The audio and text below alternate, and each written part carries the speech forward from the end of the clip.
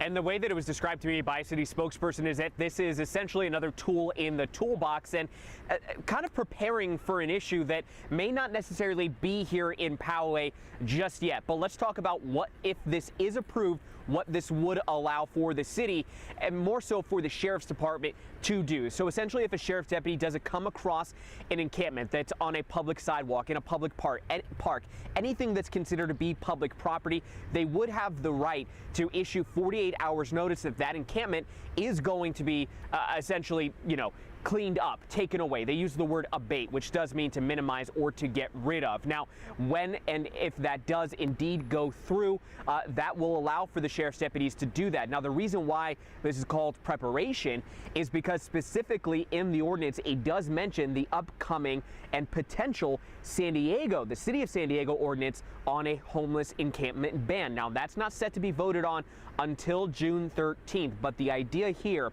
is that if San Diego does indeed go ahead and pass that encampment ban, that those who do refuse to go to shelters or to beds may actually make their way up north into areas like Poway that are seemingly not used to dealing with a homeless population, especially ones that utilize the encampments. And so they want to be essentially prepared for anything to happen. So again, not being described as a ban by those close to this ordinance, more so as a tool that could be used if necessary. Again, if we do start to see those homeless encampments crop up in more of a neighborhood versus that urban area like downtown San Diego. Now, of course, this will be read today at 7 p.m.